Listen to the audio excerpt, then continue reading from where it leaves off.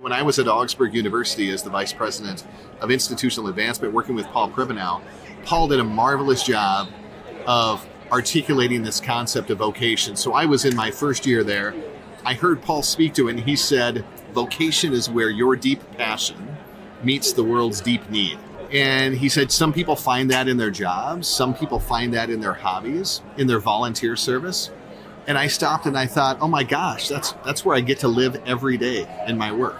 Welcome to the PM Podcast, brought to you by DonorSearch, the show that takes you inside the lives of thought leaders, innovators, and changemakers in fundraising, philanthropy, and civil society. I'm your host, Jay Frost. Jeremy Wells is the Senior Vice President of Philanthropic Services at the St. Paul and Minnesota Foundation. With more than 25 years of experience in fundraising and nonprofit leadership, he's been instrumental in advancing equity and community-led solutions through philanthropy. In recognition of his outstanding contributions, Jeremy was named the 2025 Outstanding Fundraising Professional of the Year by the Association of Fundraising Professionals. We spoke with him at ICON, the association's international conference in Seattle, Washington. I'll just start by saying congratulations. Thank you. I appreciate that. How did you learn about the award?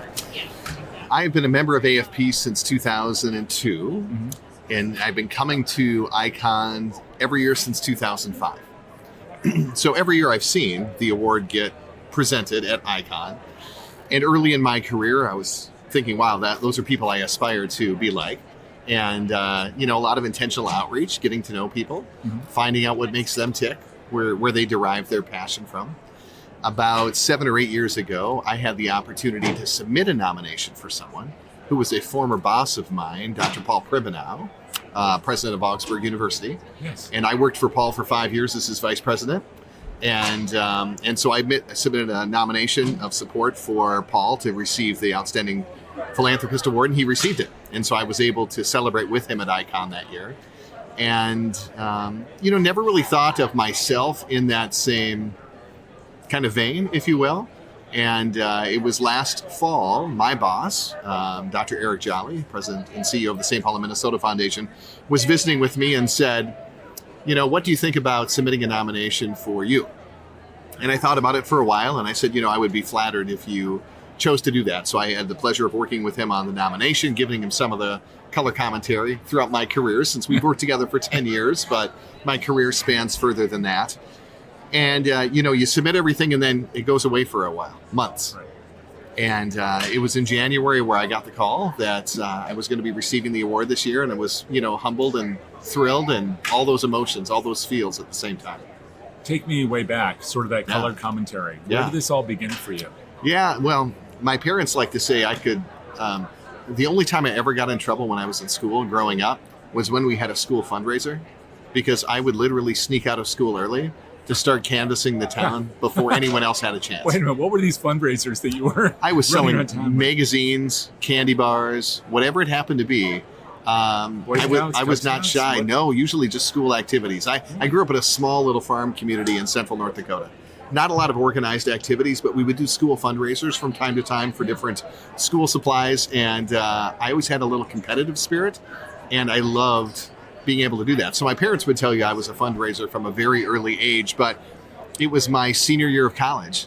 I was majoring in psychology, religion, and philosophy, good liberal arts background. My parents were just hoping I'd find a job. And the president of the college approached me my senior year, asked me my plans, and I said, well, I'm planning on going to graduate school, likely for clinical psychology. And he told me they just received permission to add a position in the development office that summer, and he was wondering if I would consider taking it. And, initially I didn't know much about it. He actually said the Institutional Advancement Office, which was even more confusing to me. But, he was persistent. He kept talking with me and persuading me to think about it, and I finally gave in and accepted the opportunity. So I graduated on a Saturday, and I started in the development office on Monday. And so I'm one of those rare few that have only ever done nonprofit fundraising my entire career. This year marks 25 years. And clearly you like it, and you've been successful at it. But that doesn't necessarily explain why an institutional leader would identify you so early. What do you think that he saw And again, we all live in these moments that exist. Right. And so one of the moments for me, I was always a very involved kid in college.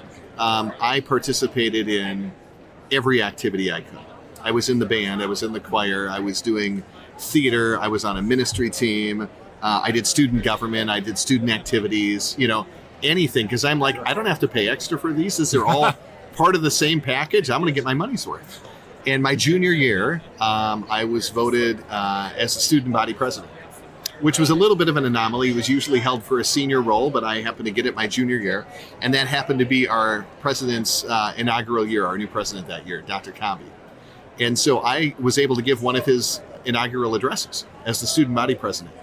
And he was impressed. He and I struck up a relationship. I led the student government that year, his first year. And so we had this nice rapport as he would want to learn more about what students care about. I was there providing that conduit for that learning for him. And so we just stayed in touch, stayed engaged. He also knew that I was a third generation college student from my family to go to the school. So we had this wonderful family legacy. So I think he knew that in terms of opening doors, making those connections, I would have that built-in kind of history of the university the way that some individuals wouldn't. So yeah, I'd never even thought of this as a career until he approached me and asked me to consider the opportunity. You've cited several people, and I've heard people do this before, sure, who are really committed to whatever their field is, particularly in this field of philanthropy. And they were, presidents that you were working with who wanted to nominate you. You were being nominated by others, etc. What is the importance of this kind of mentorship, if you want to call it that, in your work? Yeah, so we are in a relationship-based business.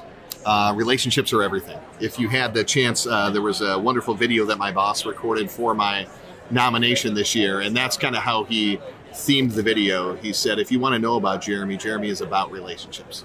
He wants to get to know you, what you're passionate about, what you're interested in. And I will credit that back to, again, a fresh-faced 21-year-old, recent college graduate starting in the field. One of my colleagues in a very small development shop, about a 5-person development shop, was a gentleman named John Holman. And John was at the tail end of his career. He did major in planned giving for the university. And he kind of took me under his wing. He said, you remind me of one of my kids, And he said, you're going to hear a lot in this profession. You should do this. You shouldn't do that. You should do this. Don't do that. He said, don't ever forget that at the core, this is about building relationships with people. And I've never lost sight of that, even all these, 25 years later now.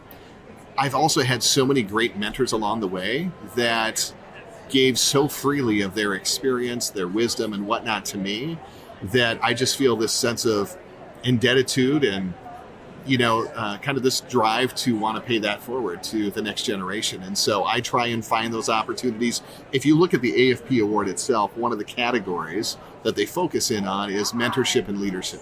And it's probably the one I'm most proud of. The number of people that I've been able to mentor and see them find success in their careers and in their lives is just as gratifying as anything I've done personally throughout my life.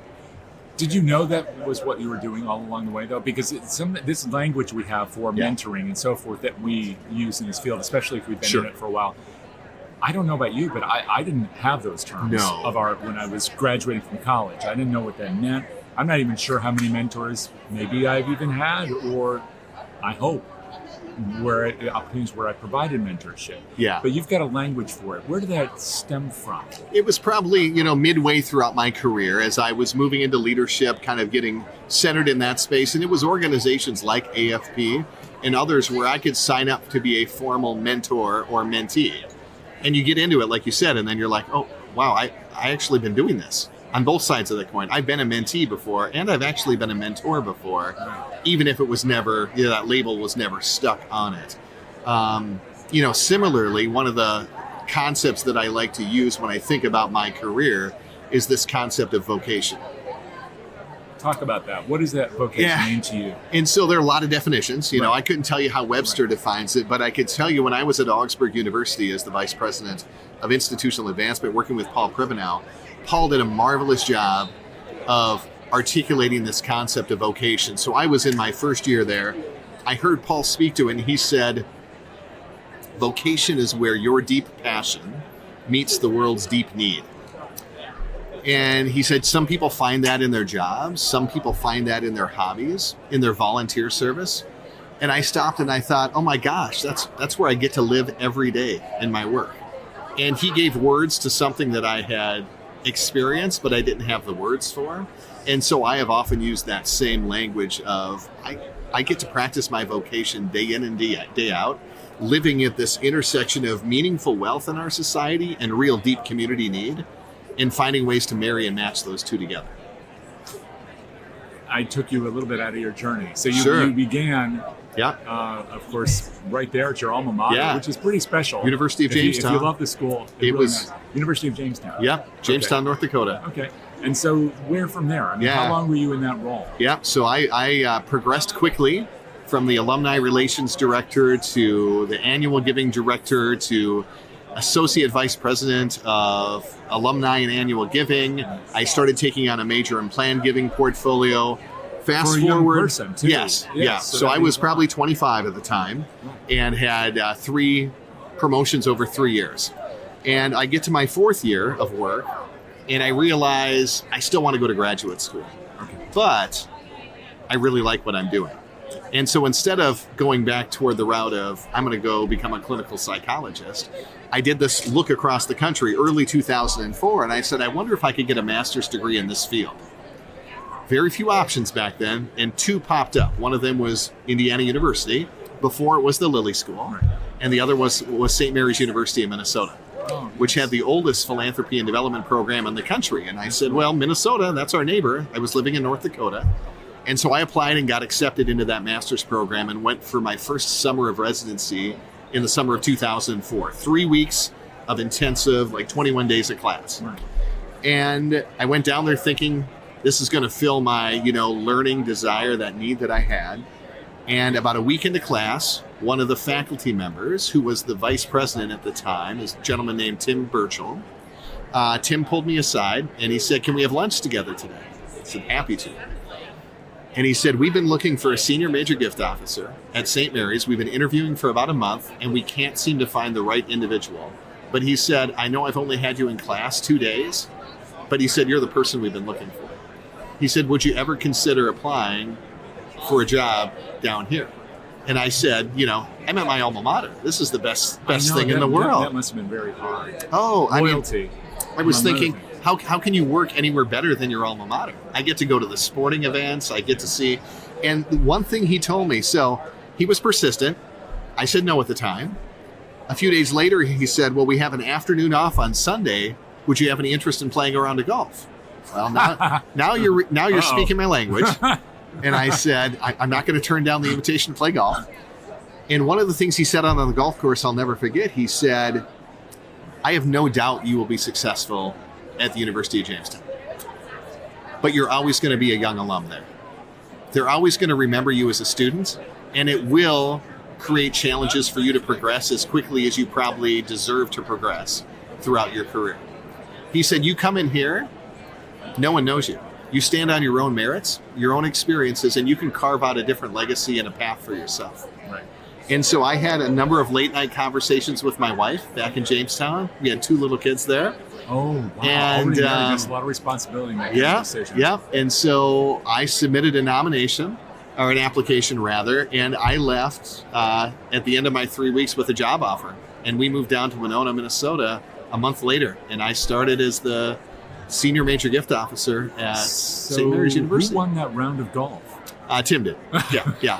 I love playing golf. I am not a great golf player. But he was right.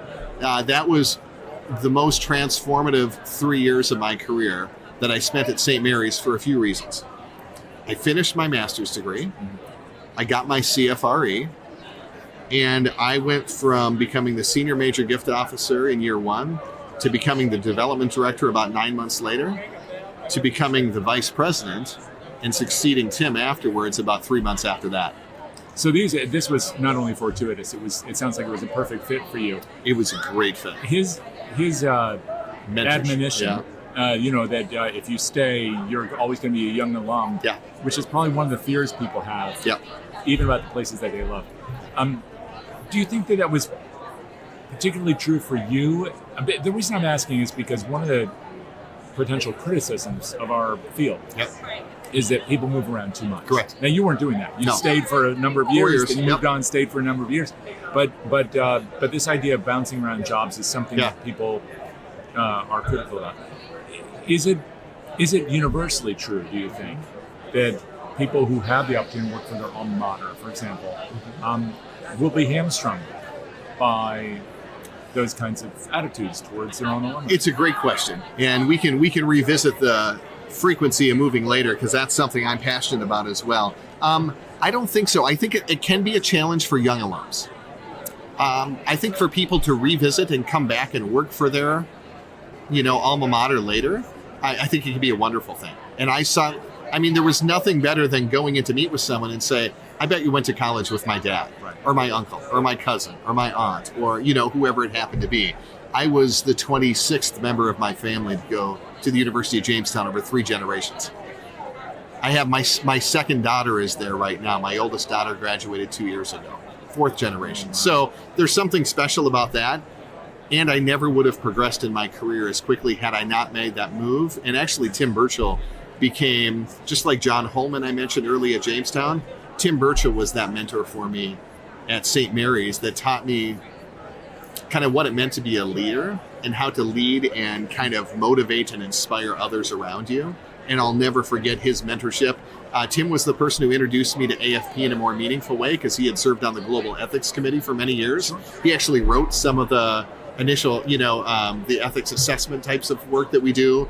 And so I just couldn't be more grateful to have his career intersect with mine the way that it did back in 2004. And you were participating in AFP from that point. You also may have been a member of CASE, because you were in a higher I was, CASE Region 5. Yes. Yep, down in Chicago, first weekend in December every year. So there's a lot of opportunity to participate in all of our associations and celebrate them all. Yep. But you were with St. Mary's. One question about that, which is that I'm so glad you said that about the lineage at that place and the commitment they had to this sector, which was very rare at the time. Correct. And now it's inspired between them and Lily. It's inspired many others to join them. But were they as committed internally as to that whole idea of philanthropy as they clearly were academically? I think they were growing into it. Yeah. I think at the undergraduate college they had a wonderful legacy, but they had the School of Graduate and Professional Programs up in Minneapolis that was a real engine for both earned revenue for the university and relationships that had never been cultivated. Yeah. And so one of the privileges I had when I was there was starting a development function for the School of Graduate and Professional Programs as well, that has borne tremendous amounts of fruit now over the last almost 20 years since it's been there. It's a wonderful thing to do, because graduate students are not always embraced in the same way unless they're in professional schools. So you were at St. Mary's, and then where next? So 2007, I was in my 3rd year at St. Mary's, 2nd year as vice president, loving my work there, and had my 3rd child. So now, young father of 3, my wife was staying at home with them, and I got hit with this blow, which was we were going through a presidential transition. I had never been through a presidential transition before. 6 months earlier, they had a presidential transition at Winona State University, and the president came in and asked for letters of resignation from the entire senior cabinet and said, it's my prerogative to choose who stays and who leaves. And I'm thinking, I'm the sole provider for a young family of 3. What if that happens here? And so I started to get a little worried. And about that time, I had an executive recruiter reach out and said, we're looking for a new vice president of institutional advancement at Augsburg College at the time, now Augsburg University. They have a brand new president, Paul Privenow. Would you have any interest? And so I talked with my wife and I said, here's the thing, I love St. Mary's. I love the work, and I have no idea what's going to happen with this transition. But moving to Augsburg means we're closer to family, more cultural opportunities in the Twin Cities. And I actually studied some of Paul's work when I was in grad school. I mean, he's a fundraiser.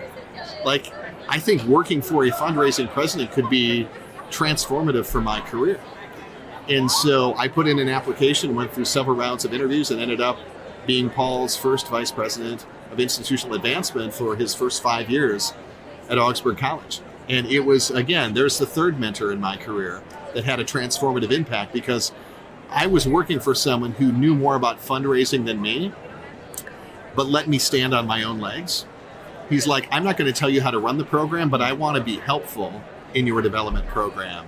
And he and I worked together through a real pivotal time, which was the economic crisis of 2008. Yes. We launched a capital campaign January 1st of 2008. And I was there from 7 to 12. And so I learned so much from Paul. I had the ability to build a larger team, 8 departments, about 45 staff. Real transformative campaign that we were able to launch and move forward. And so that was just, a real turning point. My first school that wasn't an alma mater, because I had my undergraduate alma mater, my graduate alma mater, and I learned more about diversity, equity, and inclusion at Augsburg, which is now a majority BIPOC school, and it has been for many years. One of the few private colleges in the state or the region that has that intentionality. It was just transformative for me again at this right moment at the right time thing for me. There's a lot baked into what you just mentioned there that's very, very relevant to people today. Yes. One, when you mentioned 2008, we're going through a very different sort of potential or real financial crisis, depending on where you are and what you're experiencing. But it's definitely on our doorstep if we're not experiencing it personally.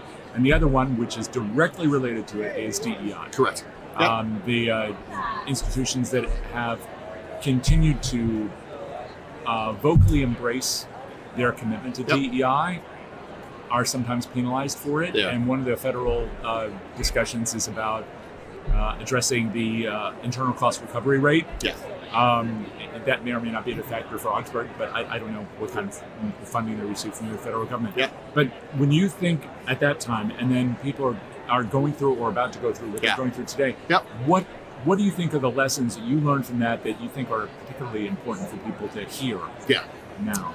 So 2 things that come to mind for me. One is on the true philanthropic side. One of the things that I learned, that Paul and I learned together in 2008 and 2009, is you need to stay present with people, your donors especially. So many people backed off, and they're like, we're not going to go visit with our donors because they're struggling now. We're not going to ask them for money because they're struggling now. And would you, just to put a fine point on it, why should people not just withdraw into the shadows? What we heard as we went out there and did exactly the opposite was this sense of appreciation, this sense of calm from people saying, we're so grateful you're here, because a lot of people stopped visiting with us. And when the economy started to turn, we bounced back far quicker than most of our peers because we had been there. We had been present. We were staying in relationship with people. Again, a relationship-based business. If you lose the core of that, then you got to start over. And so that's one piece. The other piece is on the diversity, equity, and inclusion piece. Diversity, equity, and inclusion are core values of our organization, just like they were at Augsburg when I was there. When you say our organization? Currently, the St. Paul and Minnesota Foundation. And I'm so grateful. I mean, every decision I will make from where I work standpoint moving forward will be based on how they embrace those values. Why is that important to you? I've been in the profession long enough to realize that at the core, so many of the issues that I've sought to address across my career have diversity, equity, and inclusion at their core. And data will tell you that. Stories will tell you that. It's an issue of the heart. It's an issue of the mind. And so many people have been marginalized because of things that are out of their control, that I just feel that I've been given and granted so many privileges throughout my career. I want to lean into that space in new and exciting ways whenever I have the chance. And so if the organization is not embracing that, that's not the organization for me. And for those who are concerned that if they are vocal about that value set, or even potentially scrubbing their website or changing the language in which they characterize these things, how do you, because you're an empathetic person, you're both a person who's been in this field a while and you know how it gets done, but you're also a person who's been in the seat and knows what it feels like. How do you communicate to others the importance of staying true, but not losing your hair over? I don't want to downplay the fear. I don't want to downplay the anxiety. I can empathize with that. And there are days that I wake up and I'm fearful or scared. And then I have to find ways to move past that. At the end of the day, I feel so many of these issues around diversity, equity, inclusion is where the data points us. So if we're about community need, let's follow the data, and it's there. The other piece for me is I think a lot of people's work around DEI, for example, is a First Amendment piece. And it's not a piece about meeting quotas or excluding anyone. It's being more inclusive and accessible than we've ever been before. And I think out of fear, I think the hope from the current administration is they're going to scare enough people that they're just going to move away from those values. And I encourage folks, do what's right for your organization, but whenever possible, try and lean into those values. Because the values are what's guiding your work. And if it's more in that First Amendment space of freedom of speech, I don't think, we're a larger organization. We can get things like legal opinions and other things that small nonprofits can't. I don't think we're doing anything that the executive orders say we can't do. But we're leaning into those values as much as we ever have before. And so I love being at a place where I can continue to do that. That's how I felt at Augsburg from 2007 to 2012. I appreciate what they're doing today. Higher ed has its own challenges today. I mean, I think they're more in the bullseye than we are in community philanthropy, but we have to find others that can continue to support us in this moment in time. And again, I'm so grateful to be able to have these conversations about these values. It also sounds like it's not the first time you've talked about it. No. I mean, you clearly thought about it, and clearly you are committed to it. Personally, the institution where you work is committed to it. Right. How important is it to have that discussion internally so people have a way of expressing it in others so they can do so with confidence? Yeah. We talk about it with our staff a lot right now because staff need to feel both supported themselves because they have fear and anxiety, and they need that common language. Common language means a lot across an organization. When you could kind of be singing from the same songbook, it's much more harmonious. Absolutely. Yeah. So again, I took you out of your life because these are such interesting issues. Augsburg. Yes. And so today, yes. Where are you today? Yeah. In 2012, I made a very intentional move again. I had gone through some personal situations at that time, ended up needing to not travel anymore for my kids. They were getting to be an age where I just wanted to be more present for their activities and whatnot. How old were they at the time? They were at the time, 2012, they would have been 11, 8, and 5. And so I got divorced in 2011. My ex-wife, who was subsequently passed, struggled with a lot of issues around substance abuse. And I effectively needed to be present in a very different way for my kids. And Paul was great at Augsburg. He's like, you built a great team. You stay here, manage the team, be dad, and we're going to be fine. Did that for a while. I was approached by an executive recruiter again, saying we're looking for a senior leader at the St. Paul and Minnesota Foundation. I took the opportunity to Paul and others, and I said, this might be the right moment. You need someone who can do things I can't do to take things to that next level here.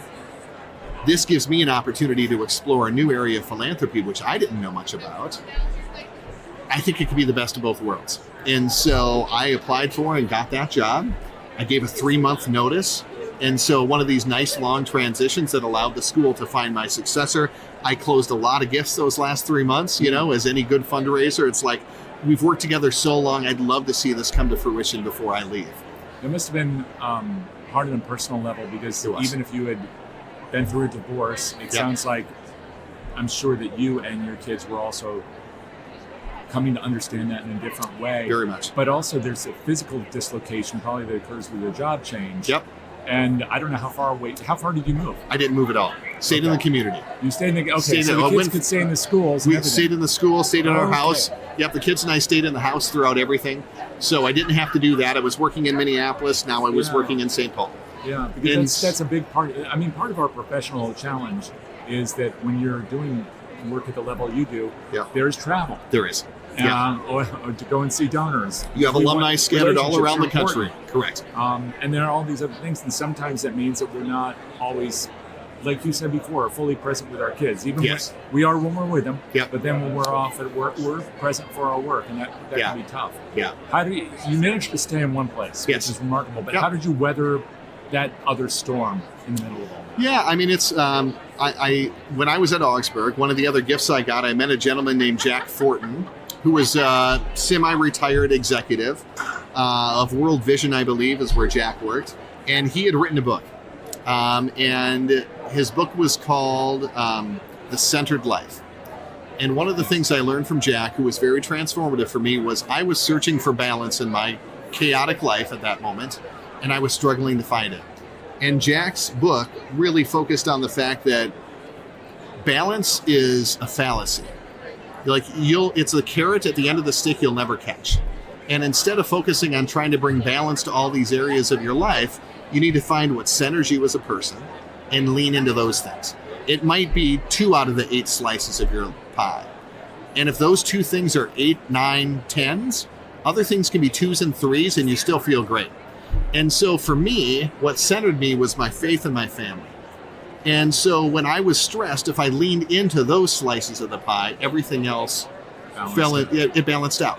And so rather than seeking for every slice to be a 7 or every slice to be an 8, right, you got to know what centers you as an individual. And it's different for all of us. And so as I was going through this storm, I was so grateful I had those lessons, because that for me was huge. Reading Brene Brown, understanding the shame I was carrying as a divorced dad. How do you get past some of those things was transformative for me. And so there were several different moments like that. So by the time I moved to the Community Foundation, I had a wonderful family there. I was able to build a new team, explore a new area that was giving me a lot of life, because I didn't know much about community-based philanthropy before. And I got to be home with my kids every night. I got to be at every choir concert, band concert, theater performance. I got to have experiences with my daughters that most dads never get to have. And so it's not the hand I would have ever dealt myself, but it's the hand I played. And now my oldest daughter's 24, my younger daughter's 21, and my son's 18. And so I'm now entering this next stage of my life saying, for the last 13 years, I've been present, I've been at the Community Foundation, I've learned a lot, and now my youngest is getting ready to leave the nest. And now I get to explore what's next in my career. Are the kids like you doing all things, things? All very different things, which is fun. Yeah. Which is fun. They're all their unique individual selves, and I love each of them for that. So you're watching them grow, and it sounds like they have grown well in the soil that you've tilled for them. Yeah. What about you today? Yeah. Professionally, personally? Yeah, I love my work. I'm so grateful to be at the foundation. So getting back to your comment earlier around this revolving door, I'm coming up on my 13-year anniversary, June 1st, which I'm proud of. But what I'm more proud of is last year I had 3 staff members of the foundation celebrating 10-year anniversaries with me on the development team. This year I've already had 1, and next year I have 3 more. That's what I'm proud of, creating a culture and environment within that organization and team where even though we still have inverse demand in the field, they could go elsewhere and find a job and make more money. They want to stay there because they know that team we've built, that culture we've built, they're not going to find that everywhere. Why is it important for people, if it's the right fit and it aligns with their values, to stick around? Yeah, I think sticking around is important. In a relationship-based business, you start getting levels of joy that you never knew you could experience as you go deeper and deeper with families, organizations where you get to work for them for these longer arcs of time than most development professionals get. Now, I might not always have your next opportunity in my organization. And if not, I want to be a referral source for you. I want to help you, prepare you for whatever you want to do next. But when I do have that opportunity, I want to prepare you for that too. And so that's always the mentality that I've taken. And I love the teams I've been able to build and work with because of it. So 13 years on, where do you imagine this next for you? It's a great question. I haven't given a lot of time. Right now I'm focused. My son graduates in 5 weeks. Oh, wow. And thank you. And then I think we'll cross that bridge. I don't know. I still have a lot of working years left. I'm 46 today, 25 years in the profession.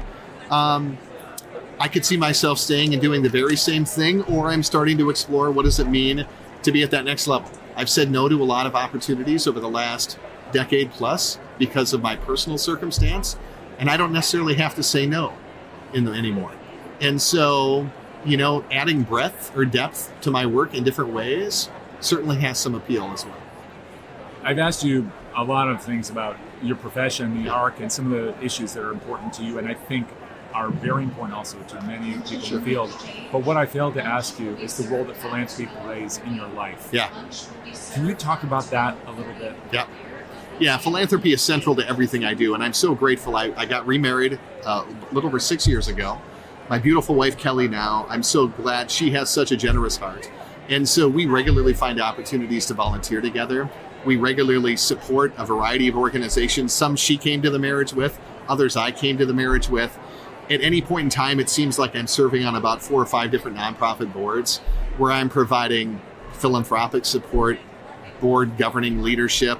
For one of the nonprofits, I'm in my 8th and final year. I'm helping to lead a capital campaign for them, their very first capital campaign.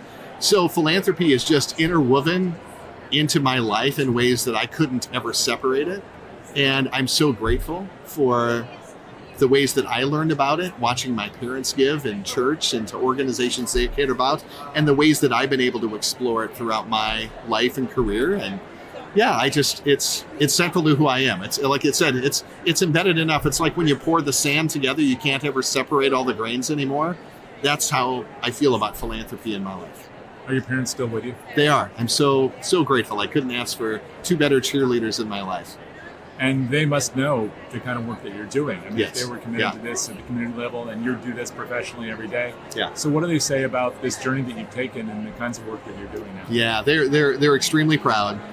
When they heard I was receiving this award, of course, as parents, they said, it's about time. But what they meant was, we're really proud. We've seen you work so hard.